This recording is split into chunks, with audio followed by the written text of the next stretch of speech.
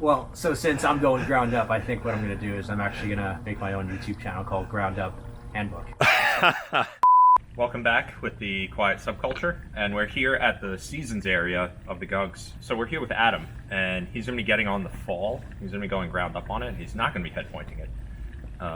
And I really wanted to document this because this was, I think, my second headpoint in the Gunks. I remember when I did this route, I felt like I was like stepping into the void, you know, like I had this crazy adrenaline dump at the end, and I just couldn't believe that I had actually led a 511A-R, and this was maybe 6 years ago, and I think it'll be cool to see how Adam does going ground up on it.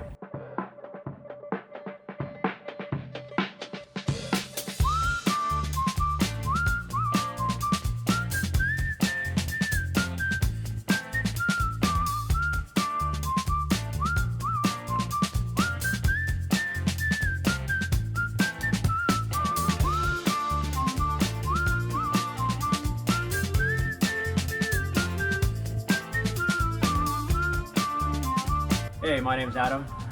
You might have seen me before because I was on one of Eric's videos when I sent to Racerhead. Eric and I have been climbing for a long time, date all the way back towards 2017. First time we ever climbed was actually right here in the Gunks. So today what I'm going to do is I'm going to go ground up on the fall 11AR. This route was first put up in '74 by Henry Barber, and that was done right around the time when free ascents were actually going up on gear, and they didn't have gear like we had before. You know, now we're using up micro cams and much more fancier gear. I knew about this route for a while. I know one of my friends led this a while back, and it's been on my radar, but it's always like scared the hell out of me. And I honestly thought about getting on this route like 2 days ago, and still drilled in my head to get on it. And so we hiked up and went to go take a look at the route. And now that I'm looking at it, I can see where everything goes. And start is unprotected, maybe like 5-6 maybe, and then once you get to the crux you can punch in two really good medium-sized cams, and looks like pull the crux off of like maybe a couple of moves to what looks like a jug, and then that's where they say like it's kind of run out at that point. So whatever the run out section is up there, it doesn't look that bad, so we're gonna go for it, and I think it's gonna go first go today.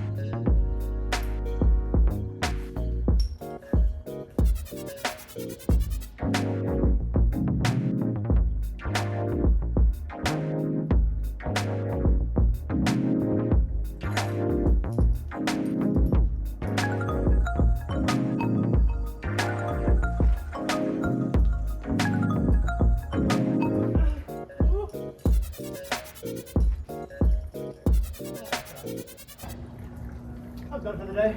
Good job. Just got off the route, and before in the video I said I was going to do it ground up, and did do it ground up without falling. There was a spot right in the beginning where I actually did almost fall off, and I was just so happy that I did not come off of that thing. And I was at a really good stance at that point, and now I'm looking up and I'm in 5.9 R section for the rest of the climb pretty much. And even though it's only 5.9, the whole rest of it felt so spooky, and it took me forever to get to the top because I was just constantly thinking about falling. You just gotta hold it together and knowing that you're still in a terrain where you still can't fall. Yeah. And if that means holding on longer and cooling your head, then you gotta take that time to do that. And that's where a lot of training comes in. I'm pretty psyched the fact that I just got that. I think it's really cool to have headpointed this route and spent, I think 2 sessions before I felt confident leading it. And then to come back here with Adam and for him to be able to rip something ground up that I had to headpoint years ago is really a marker of the progression that you could make. That's kind of the point of this, is that anybody, and I'm saying this all the time, is that anybody can get here, right? I had to headpoint this a couple years later. Adam does it ground up. That's cool. That's the journey of climbing.